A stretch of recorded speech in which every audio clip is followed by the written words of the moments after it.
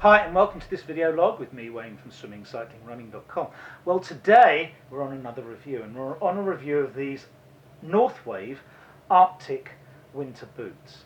Now, I know what you're thinking. You're thinking it's not Arctic yet in this country, but if you're going to buy something for Christmas, or you want to buy something to make sure your commute and your rides in the winter are comfy, then you're going to have to buy it now, not when it actually hits the fan.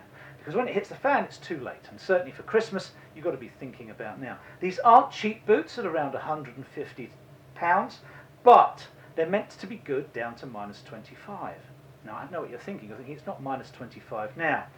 But I'm wearing these to commute with. Firstly, they're incredibly bright with reflective logos on them.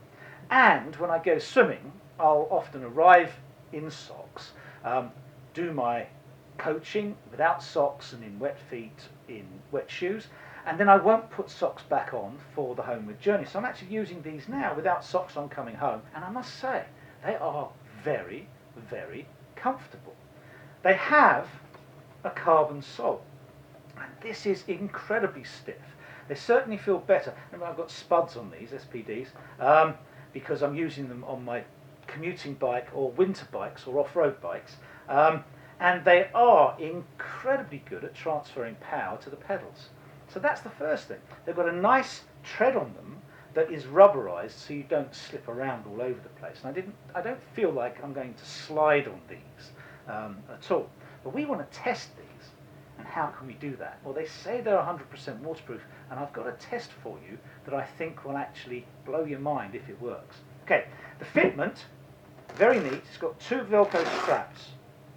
As you can see, two Velcro straps, and they've devised this ingenious little device to lock the laces. And you push in and it slides, and then it locks and it doesn't push in.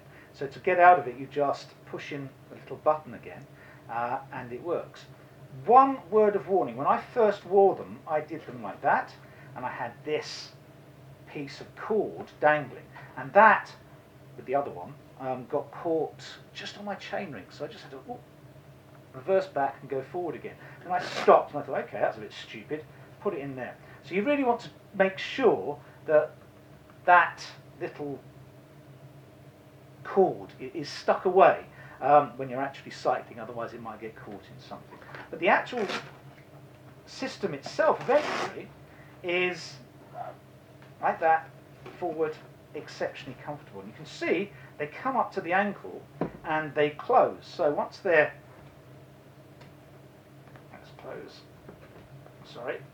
that one first and then that one around it. Once they're closed, you've actually got a fairly sealed ankle, which with overshoes never actually happens. You never seal the ankle. So if it really does start raining, you get water ingress inside, and these, I'm hoping, won't do that. Okay, now for the test. Now, if these truly are waterproof, they're going to survive my swimming pool test, which I think is probably the fairest test I can do with these particular shoes, because they do say they are 100% waterproof, and their advert is of them dousing them in water or somehow submerged or partially submerged in a puddle. Here goes. This is a cold pour. I've switched it off for the winter. Let's see. Okay, well, I've got the total tip in. I haven't got any water ingress at all at the moment. You can see how far I've gone in. I'm not going up to the Velcro, because I think that's unrealistic to expect Velcro to be waterproof. But if the bottoms are waterproof, then they're doing what they say on the tin. And you can see I've kept them in now for probably 20 to 30 seconds. I still feel no water and feel no cold, more to the point. That's long enough? Okay, I'll take them out. Absolutely dry as a bone. To me, that's worth its weight in gold, because when I go out in winter and it rains, I always get my feet wet because the water slips in somehow. I've never had a pair of waterproof shoes that really were waterproof. That to me is worth £150. Well, I don't know if you can see this, but these boots are still wet right from the heel right the way through this area here, which is wet on the outer. but they're still 100% dry on the inner. And to me, that's putting your money where your mouth is. These are waterproof shoes, and I'm looking forward to actually cycling and getting caught in the rain and having dry feet for once, because that's never happened before. Okay, well, hopefully you've enjoyed this. It's been a worthwhile test.